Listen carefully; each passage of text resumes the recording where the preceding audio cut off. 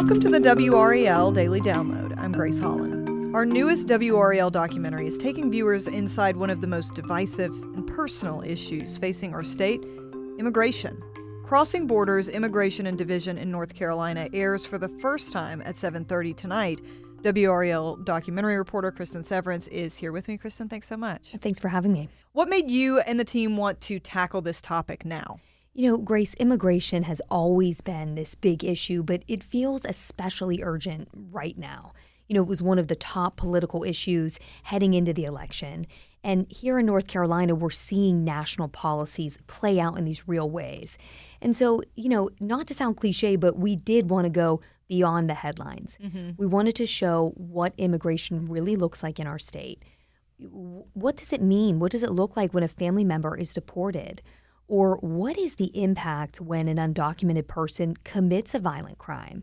What does immigration enforcement look like? So these were these big, complicated questions, and we felt like it was time to dig in and really tell those human stories. Right, and you found some of those examples that you just listed there. So who are the people that you talked to help tell this story from as many different angles as you could? Because there's just so many parts of this issue. Yes, so many different people directly impacted. And so because it's so big, we really went narrow on the human stories. One of the families we talked to, a woman named Yolanda Zavala, she came to the U.S. illegally nearly 30 years ago from Mexico. She brought her children. She hoped they would have a better life.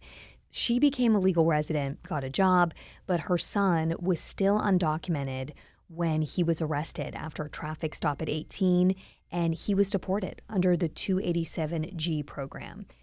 We'll get into that in the documentary. You know, we also talked and told the story of Wake County Deputy Ned Bird. He was a canine officer. I'm sure people will remember this was a huge story, very sad. In 2022, Deputy Bird was shot and killed in the line of duty, and the men accused of killing him, two undocumented brothers, had previously been deported. So we talked to his friends about just this big impact that his death has had on people. So two of the stories in there, and they really stay with you. Right, and I know you also talked to law enforcement about this. You talked to Sheriff Terry Johnson over in Alamance County. I used to work in the Triad, talked to Sheriff Johnson many times. I know that the immigration's a big issue, has been for him for many years. What are some of the ways, you know, when you talk to him, that immigration policy has sort of affected how he does law enforcement there in Alamance County? So he had this, as you know, this long history with ICE. And he has been outspoken on immigration, and just really a lot to go into there. So he was one of the very first departments to do this 287G program. And that's basically, it allows law enforcement in the state to work with ICE.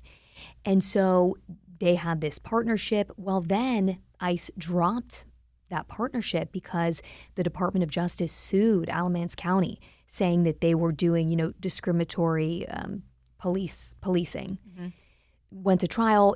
That case was dropped, and now Alamance County is back working with ICE. And he says repeatedly, I do not care if you are here undocumented, but if you are here undocumented and you commit a crime, you know, we will arrest you. And so they are working with ICE now. They have they can hold up to 40 detainees in the jail, brings in $2 million. But, you know, many advocates say, look, we hear that from people like Sheriff Johnson a lot. You know, this line of, if you're here and you're working hard and you're doing the right thing, and yes, you may be here undocumented, but we're not going to mess with you. Advocates say, yes, we hear that, but that's not really happening. Like, people without criminal records are getting, you know, swept up in this, and that's something we look into, you know, in the documentary. Right. Okay, let's take a quick break right there. And when we come back, we'll talk more about the legal side of all of this.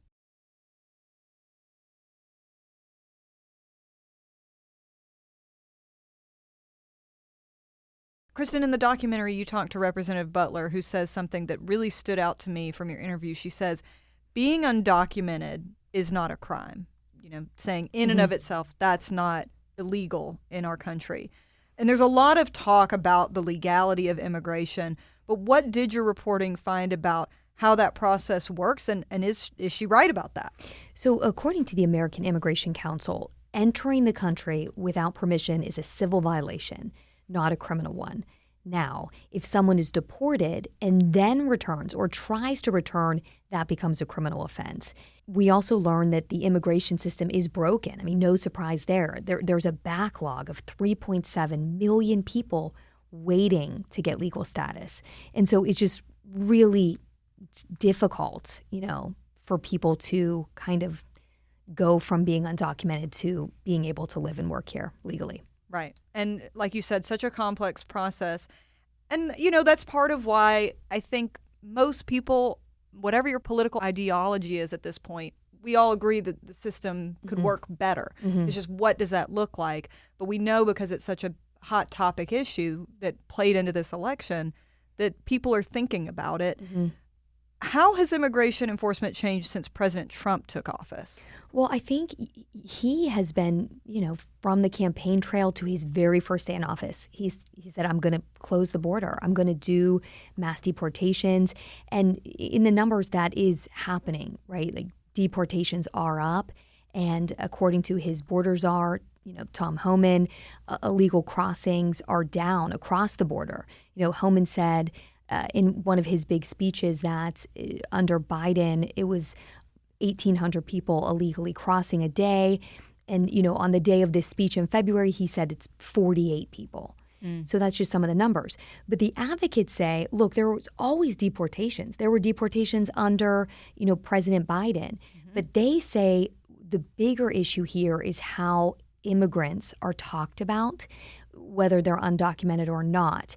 And they believe that that's really hurting. That's hurtful. One of the advocates points out there was a post made by the White House on Valentine's Day. And it was about, roses are red, violets are blue, something like that, about illegal immigrants being deported. And she said she just never remembers a time where just in this mainstream way, these issues were talked about like this. Right. And so obviously that's sort of a cultural shift, which can sometimes play into how things move down the road. So are there any immigration law changes on the way that could affect our state? Is there anything state lawmakers are looking at, or at a federal level, that might be coming down the pipe? Yeah, two bills in North Carolina we're definitely tracking. One is Senate Bill 153. This was introduced by Phil Berger, and it would require State Highway Patrol to work with ICE. And the next is House Bill 318 in North Carolina. This is known as the Criminal Illegal Alien Enforcement Act. And this there's a similar law that passed at the end of last year, but this would strengthen it, so to speak. It would require sheriff's departments to notify ICE 2 hours before someone with a detainer is released. And so advocates are really fighting hard against both of these, but lawmakers are saying, look, people of North Carolina want stronger immigration laws. They're kind of taking their cues federally. And so you're starting to see many states, including ours, introduce legislation like this. Right. And like you said, the advocates are kind of trying to push back against that. What do people like Sheriff Johnson or the friend that you spoke to of Deputy Ned Byrd, what do they say about these kind of things? Do they think those would help with the issues that they see with the system? I'm not sure about legislation, but I know at least the really good friend of Deputy Byrd is a man named Larry Carter. He owned this bar where Deputy Byrd would go to like every night. Yeah. And he is saying, look, I've had many friends tell me people coming here, they just want a better life. And he says, I love that. He said, but you have to recognize that there are people coming in this country with bad intentions, and things like, he says that the death of his friend, that's what could happen if you don't have, stricter immigration enforcement. Okay. Yeah. Obviously, like we've been saying with this story, such close and high emotions and strong feelings about all of it. So obviously, the documentary airs tonight at 7:30. Where else can people watch it? Yes, they can watch it on TV, WRAL at 7:30. You can go to our WRAL YouTube page. It'll be posted right there. Or you can go to WRAL.com and go to the documentary section. I learned so much. I think we hear so much about immigration every single day, but very rarely in one place do you get these personal stories from many sides. Right. You know, so much of the things people consume now, you're in this echo chamber. So I urge people, watch this. You may learn something, you may feel something differently. Okay. Thank you so much, Cristin, and as always, we appreciate your reporting. Okay. Thank you for listening to the WRAL Daily Download and for making us a part of your morning routine. Another great way to get WRAL news is the Morning Briefing newsletter. That's a daily email with Triangle news, events, and headlines to help you get ready for the day. Sign up at WRAL.com/newsletter.